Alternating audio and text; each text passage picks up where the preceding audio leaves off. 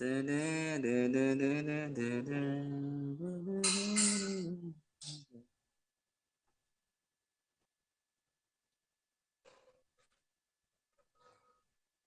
suaranya.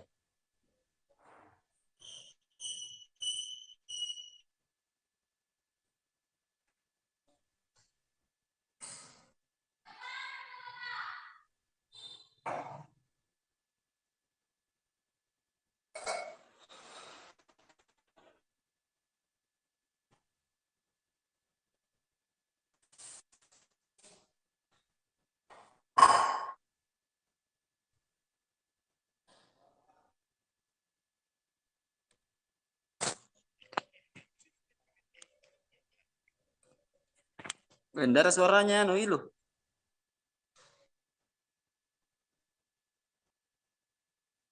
Dari suaranya.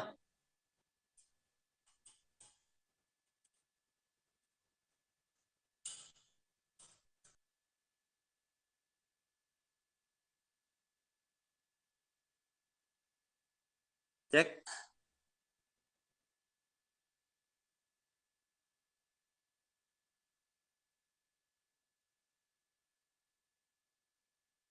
Tim dari Luka Modric ataukah juga tim dari Lionel Messi yang akan melaju ke babak semifinal, maksud saya ke babak final untuk melawan tim lainnya nanti di final. Kita akan melihat, dan untuk itu kita akan mengundang narasumber kita pada sore hari ini untuk membahas siapa nantinya yang akan melaju ke babak selanjutnya di Piala Dunia 2022 kali ini. Untuk itu kita sapa dulu narasumber kita pada sore hari ini. Selamat sore Kak Hasim Arfa. Ya, sore. Gimana kabarnya? Baik Kak Hasim, bagaimana pertandingan sebelum ini Kak Hasim? Apakah cukup mengejutkan atau memang sudah sesuai prediksi atau seperti apa? Karena kita lihat bahwa Portugal dan juga Inggris ini pulang, dan yang melaju itu Prancis versus dan juga Maroko. Ya, kalau kita lihat kan Maroko ini semakin membuktikan dirinya sebagai pembunuh raksasa. Jadi langsung menghancurkan Portugal yang tak lain adalah juara Euro 2012 yang lalu ya, sekitar tahun segitu. Dan 2016 yang lalu. Jadi Maroko semakin membuktikan bahwa mereka ini bisa mencetak sejarah dengan cara masuk mengalahkan dua juara dunia Spanyol dan juara Eropa Portugal. Artinya mereka mempunyai semacam mental juara dan tidak takut menghadapi siapapun. Dan kalau kita lihat secara permainan, memang Maroko lebih kolektif. Nah, di sisi lain Inggris harus pulang. Meskipun dalam Piala Dunia kali ini Inggris dengan catatan tak pernah terkalahkan, dan akhirnya ya harus mengakui keunggulan dari juara dunia 2018 lalu, timnas Prancis dengan skor 2-1. Nah, kalau kita lihat tipikal permainan Maroko dan Prancis ini memang tipikalnya bertahan. Dan kalau kita lihat ketika permainan Portugal versus Maroko, Maroko hanya sekali-sekali saja ingin membuka serangan balik, sementara itu sisi Portugal yang mengurung pertahanan dari Maroko yang sangat solid. Dan ini nampaknya ada semacam semangat nasionalisme yang sangat kuat dari timnas Maroko. Nah, di sisi lain sama di pertandingan Inggris melawan Prancis. Prancis kalau kita lihat mereka cenderung bertahan. Sementara itu Inggris dengan gaya kick and rush-nya terus menggedor gawang dari apa namanya dari Prancis ini, tapi ya tidak bisa juga. Ternyata justru kebobolan pertama dirasakan oleh Prancis di babak pertama lewat tendangan jarak jauh dari pemain tengah Prancis itu sendiri. Dan ini yang membuat sebuah catatan penting untuk timnas yang berlaga di semifinal, untuk bagaimana supaya kita lihat dulu pertahanannya. Dan mereka ini yang rata-rata lolos adalah timnas yang bermain efektif. Mereka tidak memperlihatkan gaya individual yang selama ini kita lihat ya, tapi mereka mempertontonkan ke gaya kolektif. Kalau misalnya butuh bertahan ya semua bertahan, kalau menyerang ya semua menyerang, dan mereka tidak berhenti berlari di lapangan sampai peluit akhir berhenti. Seperti itu Mbak Ilo. Baik, mungkin kita tinggalkan dulu tim Inggris dan Portugal yang kita harus say goodbye karena mereka harus pulang, dan Ya. juga ada tim Prancis dan Maroko, nanti kita akan saksikan juga pertandingannya. Kita akan membahas terkait Argentina versus Kroasia. Nah, dua tim ini merupakan tim yang sama-sama menjadi Argentina menjadi juara di grupnya, di grup C, sedangkan Kroasia menjadi runner up di grup F. Tetapi secara catatan sejarah, Argentina dan juga Kroasia sudah 4 kali bertemu di lapangan hijau. Kemudian yang teranyar atau terbaru pernah bertemu di Piala Dunia 2018 di Rusia, dan saat itu Kroasia berhasil mengungguli Argentina dengan skor 3-0. Apakah ini juga dapat menjadi referensi kita ketika nanti menyaksikan antara tim Modric dan juga tim Messi? Ya, betul. Jadi catatan statistik pasti mempengaruhi psikologi timnya, tapi itu tidak mempengaruhi biasanya strategi, tapi hanya mempengaruhi psikologi. Dan ini sebenarnya yang penting juga sih, karena di babak semifinal seperti ini yang 4 tim terbaik di dunia ini adalah saling menunjukkan mentalitas dalam juara. Apakah mereka bisa mampu mengalahkan lawannya, mampu bermain sampai babak adu tos-tosan di babak penalti, dan semua tim mesti mempersiapkan fisik dan mental untuk sampai ke babak penalti ini. Ini yang mesti dipersiapkan oleh kedua tim. Nah, kalau memang dilihat dari catatan sejarahnya kan teranyar Argentina kalah 3-0 di fase grup pada Piala Dunia 2018. Nah, menariknya kalau kita lihat kedua tim ini tidak berbeda jauh materi di Piala Dunia kali ini, di 2018 dan di 2022. Pelatihnya pun ya apa namanya, dari Kroasia masih Zlatko Dalic yang membawa Kroasia di Piala Dunia 2018 lalu sampai ke babak final. Nah, kalau kita lihat dari materi ya oke lah, tapi ini adalah permainan sepak bola 11 lawan 11. Meskipun Argentina mempunyai Messi, tapi harus juga ada pemain-pemain lain yang bisa bermain kolektif dan bisa padu untuk melawan kekompakan dan kolektivitas dari tim Kroasia. Nah, dilihat juga dari mental juara, Kroasia ini sangat jauh ya, dan mereka sangat santai ketika kebobolan, kemudian mengejar bola hingga menit-menit akhir, dan itu yang mesti menjadi semacam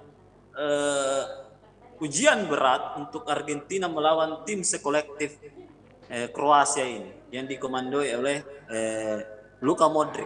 Seperti itu Mbak.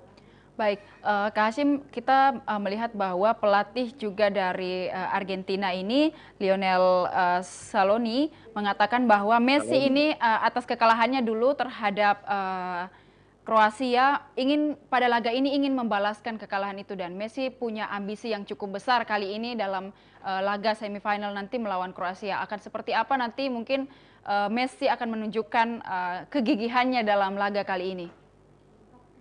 Ya, Messi pasti akan mengeluarkan semua permainannya dan dia mengajak kepada junior-juniornya di Argentina yang masuk dalam timnas, karena kan beberapa pemain timnas ini ya jauh sekali umurnya dengan Messi, ada yang 21 tahun dan lain-lain. Tapi ini juga bisa menjadi laga terakhir Messi di Piala Dunia karena umurnya sudah menyentuh 35 tahun. Kemarin Ronaldo sudah pulang dan ya harus diakui Ronaldo kalau misalnya tidak bermain lagi di 2026 di Amerika Utara, ya tidak ada lagi. Ini akan menjadi Piala Dunia terakhir. Dan kalau kita lihat memang Messi sudah 5 kali bermain di Piala Dunia dan nampaknya ini akan menjadi laga emosional karena ada semacam dendam yang dibawa oleh Messi dalam menghadapi Kroasia. Tapi harus diingat juga Messi bisa saja tidak bermain, andaikan ya kalau kita berandai-andai Argentina bisa lolos sampai ke final. Tapi Messi tidak boleh lagi mendapatkan kartu kuning karena banyak sekali pemain dari Argentina ketika laga melawan Belanda di perempat final kemarin itu banyak sekali mendapat kartu kuning. Bahkan pelatihnya pun begitu. Lionel Scaloni ada beberapa pemain-pemain inti yang mendapatkan termasuk Messi. Jadi ini juga mesti dijaga jangan sampai permainan masuk ke tensi yang tinggi sehingga banyak lagi pemain-pemain dari Argentina yang mendapatkan kartu kuning. Kalau saya tidak salah ada sekitar 10 lebih pemain dan ofisial dari Argentina yang mendapatkan kartu kuning. Dan ini yang menjadi catatan penting. Andaikan ya bisa mengalahkan Kroasia dan sampai ke final ini yang mesti jadi ya harus bermain clean ya, clean. Jadi harus bermain bersih di babak semifinal ini karena di final nanti ya ditunggu dengan lawan yang tangguh antara Prancis dan Maroko tentunya. Seperti itu Mbak.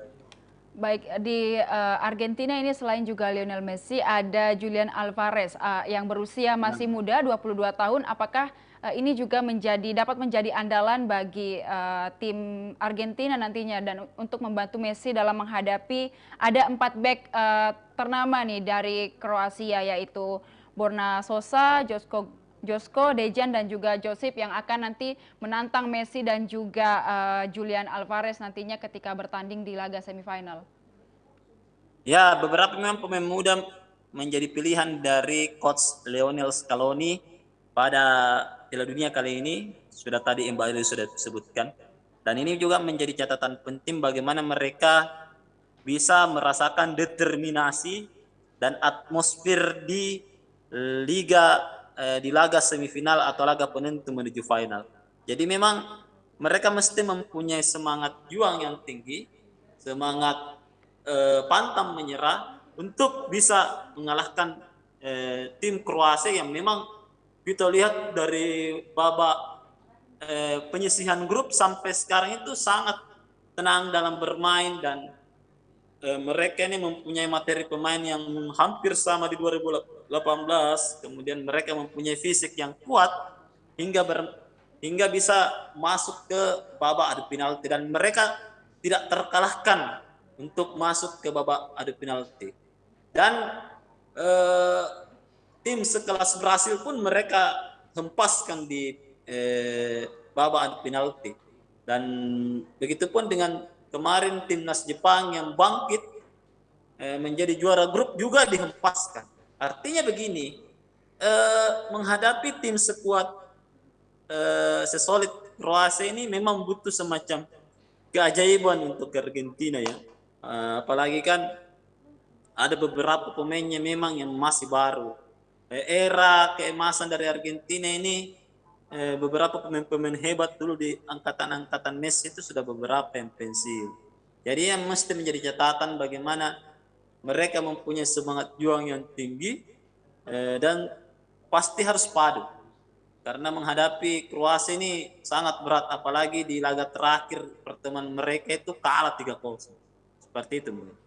Baik, kalau dari tim Kroasia, Luka Modric ini memang juga sudah mempersiapkan timnya dan ia paham bahwa Lionel Messi dan kawan-kawan ini cukup mengancam bagi timnya di laga kali ini. Apakah memang antara Kroasia dan juga Argentina ini sama-sama punya ambisi yang begitu besar dan juga sama-sama punya ketakutan lah antara Argentina melawan Kroasia dan juga Kroasia melawan Argentina, karena kita tahu secara komposisi pemain juga Kroasia tidak bisa kita bilang lebih tidak diandalkan daripada Argentina, dan dari catatan-catatan terakhir juga banyak prediksi-prediksi yang cukup melesat begitu dari prediksi penonton. Apakah nantinya akan berjalan seseru apa Argentina dan juga Kroasia, karena Luka Modric juga sudah mempersiapkan timnya dengan baik untuk melawan Argentina. Ya, eh, ada sebuah wawancara dari pelatih Argentina Lionel Scaloni. Dia menyatakan bahwa ini adalah pertandingan yang berat di Piala Dunia kali ini karena ada psikologi kekalahan telak di masa lalu, dan ini yang mesti dilawan juga oleh pemain-pemain Argentina, bagaimana mereka bisa bangkit dari psikologi kekalahan yang telak ini 3-0 di babak penyisihan di tahun 2018. Sehingga kan mereka pada saat itu satu grup. Saat itu Kroasia menjadi juara grup, kemudian Argentina runner up dan harus berhadapan dengan Prancis. Prancis kalahkan Argentina 4-3 di babak 16 besar. Jadi ini semacam apa namanya ya.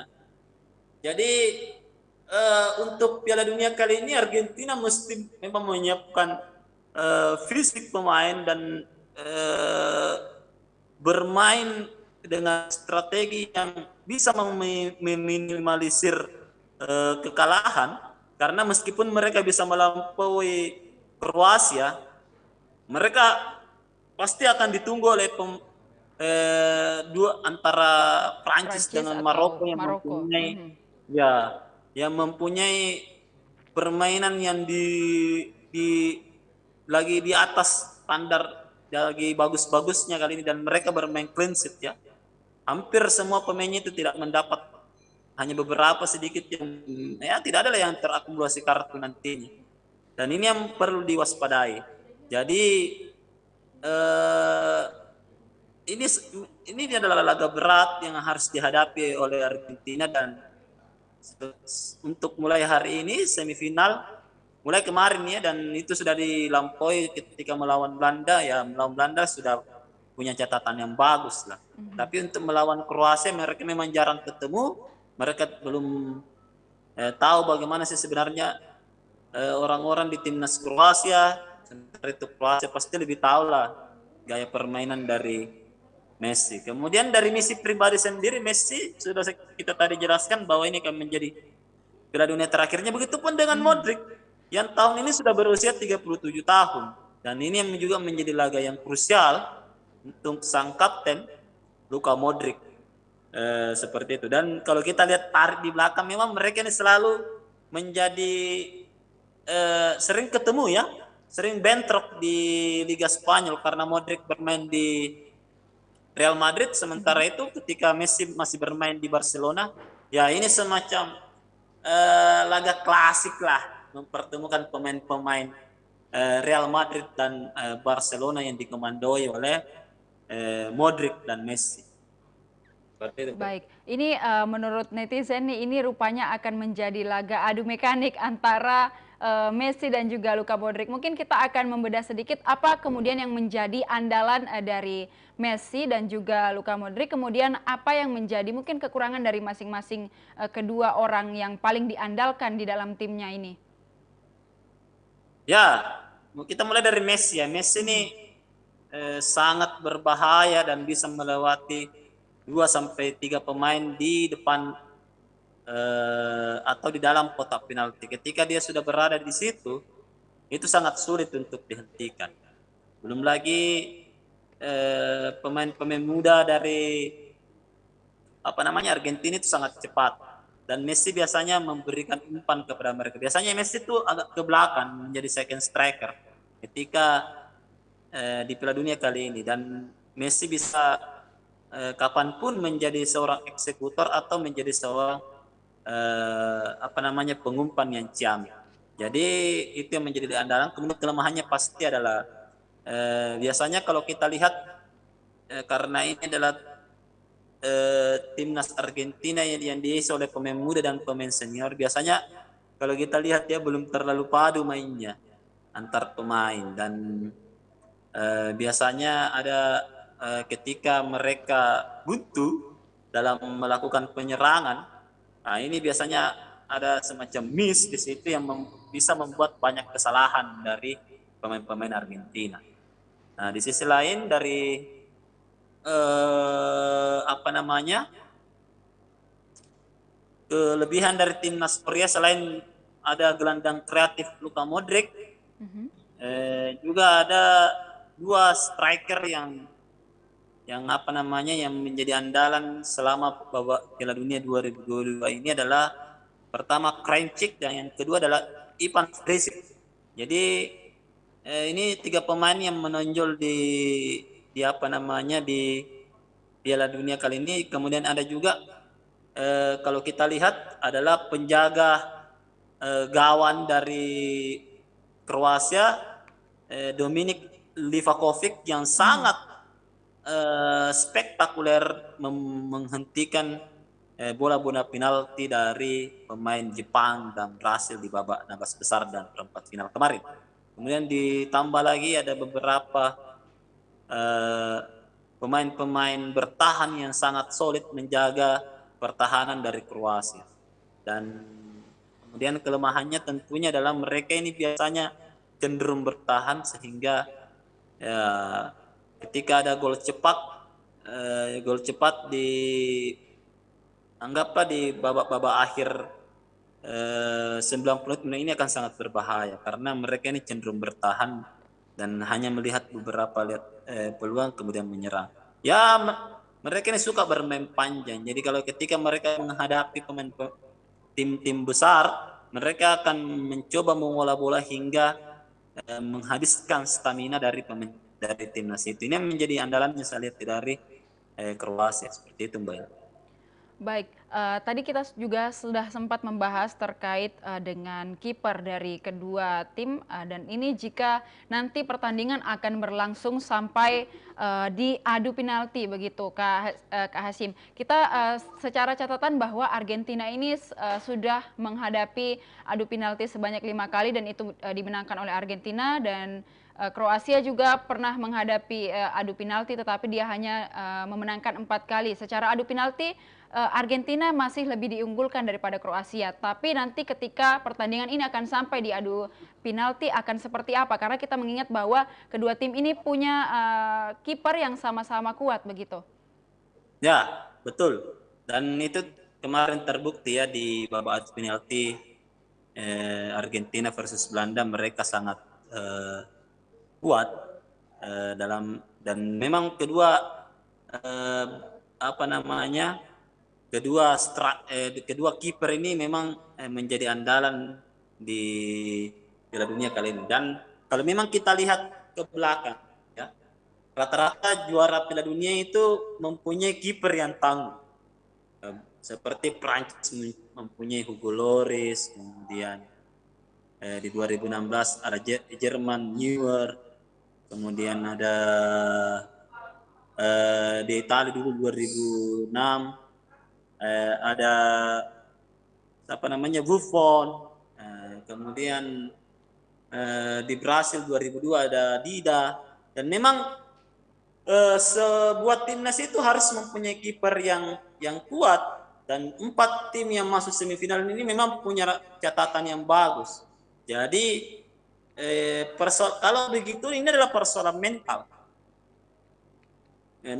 kiper dan mental penembak ketika adu tos-tos, seperti itu, Mbak. Jadi siapa yang mempunyai mental yang kuat, maka ini akan bisa, dan tenang tentunya. Ini ketenangan yang perlu dibutuhkan oleh seorang pemain ketika ingin mengeksekusi bola maupun ingin menghalau bola, seperti itu, Mbak. Baik, kita akan melihat bahwa dari dua tim ini ada kiper yang diandalkan, yaitu kalau dari Argentina ada Emiliano dan juga dari Kroasia ini ada Dominik Livakovic. Apakah kita mungkin akan membedah sedikit bagaimana kekuatan dari kedua kiper ini dalam menghalau bola untuk membobol gawang mereka masing-masing? Apakah nanti di adu penalti juga mereka akan tetap bisa bertahan atau seperti apa, Kak Hasim? Ya, kedua kiper ini di Piala Dunia kali ini memang minim ya, sangat minim kebobolan. Selain kedua tim mempunyai pertahanan yang tangguh, selain setelah itu juga tentunya adalah mempunyai kiper yang tangguh. Tapi ingat, untuk kiper nampaknya Livakovic ini agak lebih unggul karena ini Livakovic sudah melalui banyak adu penalti. Sementara itu kiper dari timnas Argentina, Emiliano Martinez, kemudian Franco Armani, Gerolimo Brulli ini kan dia masih kurang jam terbang. Nah, kalau kita buka datanya ya, Dominik Livakovic ini sudah mempunyai 39 caps. Artinya jam terbangnya lebih tinggi. Kemudian di 3 kiper dari Argentina ini, Franco Armani 18 caps, kemudian Geronimo Rulli itu 4 caps, kemudian Emiliano Martinez 24 caps. Ini yang perlu dilihat bahwa salah satu kekuatan kiper juga itu adalah pengalaman, dan itu bisa dilihat dari beberapa kiper-kiper tangguh pemenang Piala Dunia. Nah, sehingga ini yang menjadi catatan penting untuk Argentina, sehingga patutlah Lionel Scaloni mengatakan bahwa ketika menghadapi Kroasia ini adalah laga berat. Nah, seperti itu. Baik. Baik, Kak Hasim, kita juga melihat bahwa kali ini tim Argentina juga sedikit diunggulkan, terlebih lagi dengan kehadiran Messi. Tetapi kita juga perlu belajar dari pertandingan-pertandingan kemarin. Kita sudah lihat bahwa tim Brasil dengan Neymarnya dan juga Portugal dengan Ronaldonya yang memang cukup diunggulkan, tetapi kita melihat hasilnya harus pulang dan tidak bisa lanjut lagi di Piala Dunia 2022. Mungkin ada hal yang dipelajari dari Argentina kali ini yang memang cukup diunggulkan dengan Lionel Messi-nya. Ya, pemain-pemain Argentina harus belajar dari kekalahan Brasil dan Portugal yang mesti lebih cepat angkat koper pulang, dan mereka menghadapi memang adalah tim kolektif. Ini yang penting ya. Jadi ketika sudah mencapai di babak semifinal sampai final, semua pemain mempunyai peluang untuk menjadi pahlawan. Bukan cuma nama-nama besar seperti Lionel Messi. Dan kalau kita lihat ketika Prancis menang Piala Dunia 2018 lalu, tidak ada nama setenar yang kita dengar seperti sampai saat ini. Tidak ada seperti Zinedine Zidane dulu yang mempunyai kepiawaian mengocek bola dan akhirnya bisa juara. Nah, yang perlu memang dipelajari oleh timnas Argentina, jangan mengandalkan satu orang tok. Karena seperti tadi kita bahas, ini 11 melawan 11. Bukan 1 melawan 11 atau sebaliknya. Seperti itu, Mbak. Kalau secara tim kita melihat bahwa Argentina dan Kroasia ini merupakan tim yang punya karakter yang berbeda. Kalau kita melihat bahwa Argentina adalah tim yang agresif, sedangkan Kroasia adalah tim yang bermain menunggu dulu, dengan di garis pertahanan. Apakah dua perbedaan karakter ini menjadi salah satu mungkin tim keunggulan dari masing-masing, ataukah salah satu strategi mungkin, ataukah juga menjadi salah satu yang membuat mereka nanti bisa terkalahkan, atau seperti apa, Kak Hasim? Ya, betul. Jadi memang Argentina sepanjang ini mereka sangat bermain agresif. Dan ketika ini menariknya, ketika melawan Belanda, satu contoh Argentina, cepat bisa mengambil 2 gol lebih dahulu, tapi mereka nampaknya lemah di babak injury time, dan ketika terdesak mereka diserang full, biasanya ada miskomunikasi antar pemain. Nah, seperti itu. Jadi ada kepanikan ketika ada serangan balik, dan itu dilihat oleh Belanda bahwa di menit-menit akhir biasanya Argentina tidak memperkuat pertahanannya. Nah, ini juga tergantung strategi kemarin. Dan memang Argentina ini mesti mewaspadai atau mesti memperkuat komunikasi pertahanan. Jangan sampai biasa ada bola-bola di menit-menit akhir. Dan ini yang biasanya menjadi kekuatan dari Kroasia. Mereka biasanya memberikan kejutan di akhir. Sama ketika Jepang melawan Kroasia. Jepang lebih dahulu unggul, tapi mereka lupa untuk tenang dan menjaga pertahanan dengan bagus sehingga melawan tim setenang dan setangguh Kroasia ini Kroasia tetap memainkan polanya dan akhirnya bisa menyamakan kedudukan dan sampailah ke babak penalti. Dan ini yang mesti dipelajari bahwa ketika unggul lebih dahulu ya jangan lupa mesti tenang dan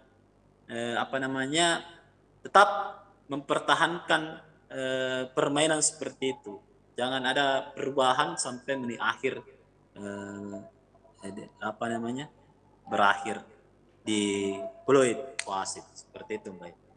Baik, kalau Kroasia sendiri adalah tim yang sudah berhasil melampaui ekspektasinya ketika melawan Brasil, dan juga Brasil ini kita boleh dikatakan juga tim yang cukup kuat. Apakah nanti pertandingan Kroasia melawan Argentina ini kita dapat melihat atau merujuk pada pertandingan sewaktu Kroasia melawan Brasil dan berhasil memenangkan pertandingan nantinya ketika untuk melawan Argentina, apakah juga Kroasia dapat setangguh ketika melawan Brasil atau seperti apa, Kak Hasim?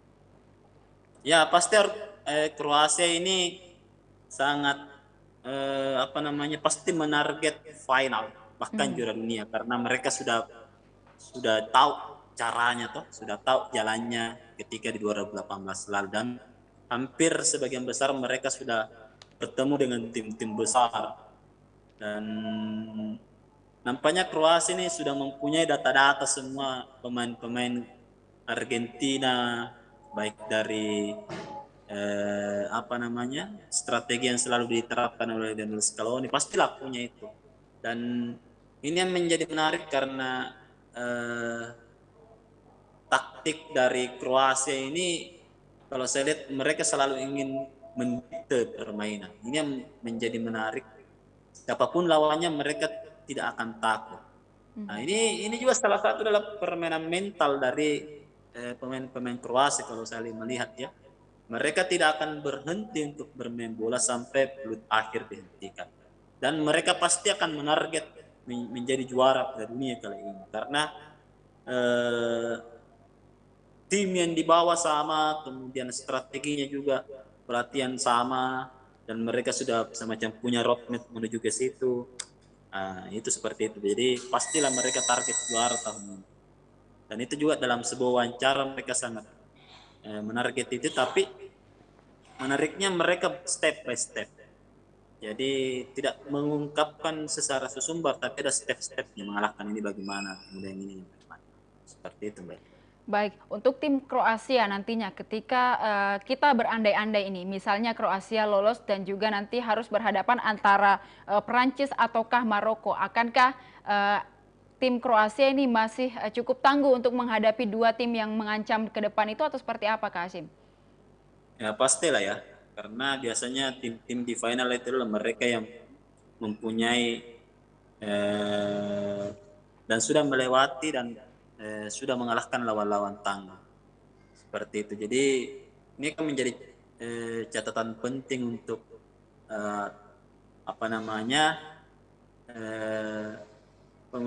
lawan-lawan dari Kroasia, dan ini bisa menjadi salah satu kandidat juara dunia ketika dia melewati timnas Argentina. Tapi ya kita lihat saja sebentar subuh jam 3 bagaimana sebenarnya hasilnya. Karena ini adalah bola bundar, ya, bola itu kalau bundar ya tidak bisa tertebak sebenarnya. Bagaimana sih sebenarnya Apapun seperti bisa itu. terjadi begitu ya. Iya. Karena Jadi memang bola kita bundar melihat bahwa setiap pertandingan di Piala Dunia ini selalu saja memunculkan banyak sekali keajaiban begitu, dan juga banyak yang lepas dari prediksi masyarakat atau juga pecinta bola, dan kita akan terus menantikan apalagi nih kejutan yang akan ditampilkan.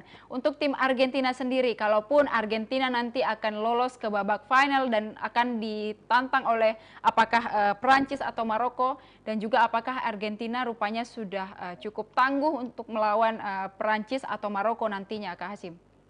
Ya, betul, pastilah. Karena Argentina ini juga punya semacam misi tersendiri.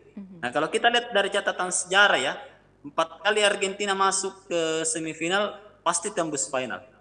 Nah, itu penting. Dan di itu dilihat di 2014 mereka tembus ke final, tapi akhirnya harus dihentakkan oleh Jerman di Brasil dulu. Dan apa namanya? Ini menjadi catatan menarik dari segi statistik, ini bisa menjadi semacam tambahan semangat apa namanya, semangat kepada Argentina untuk ya bisa memperkuat mental juara lah. Nah, kalau kita buka datanya 1930 mereka masuk semifinal, tembus final, kemudian 1986 begitu juga. 1990 mereka tembus ke final tapi ya harus dihantarkan oleh Jerman. Dan memang lawan yang susah dikalahkan oleh Argentina dalam sejarah adalah Jerman. Artinya Jerman sudah gugur ya harusnya sih juara dunia. Baik, Seperti itu. jadi Argentina ini rupanya karena Jerman sudah pulang, jadi ini Iya. menjadi kesempatan emas sebenarnya bagi Argentina, karena lawan di sebelum-sebelumnya merupakan merupakan lawan yang cukup tangguh bagi Argentina, dan kita juga akan melihat bahwa tadi Argentina belum pernah terkalahkan di semifinal, kemudian selalu melaju ke final, dan ini mungkin akan menjadi ambisi besar bagi Lionel Messi untuk dan kawan-kawan untuk mencapai final dan juga menjadi juara dunia dan mencetakkan sejarah untuk timnya. Dan nanti kita akan tetap menyaksikan juga pertandingan kedepannya akan seperti apa, dan kita lihat nanti di dini hari ya Kak Hashim, kita akan melihat Ya, apakah tentunya. Kroasia atau Argentina yang berhasil melaju ke babak final, dan juga nanti akan menghadapi entah itu Prancis atau Maroko, dan kita akan membahas kedepannya lagi terkait tim-tim yang akan beradu di semifinal sampai di babak final. Terima kasih Kak Hasim sudah Ya, menemani sama-sama. kita berbincang di Bincang Bola Virtual kali ini, dan kita besok juga akan tetap membahas kembali tim semifinal yaitu Prancis dan juga Maroko, dan kita akan melihat siapa yang akan berlaga di final nantinya, dan kita akan menunggu siapa yang menjadi juara dunia. Dan untuk itu terima kasih juga kepada Tribuners yang sudah setia menyaksikan perbincangan kita terkait Bincang Bola Virtual edisi spesial untuk membahas Piala Dunia 2022 Qatar kali ini. Untuk itu saya Ilu Devi dan juga seluruh kru yang bertugas pamit undur diri. Terima kasih, selamat malam, sampai jumpa dan salam olahraga.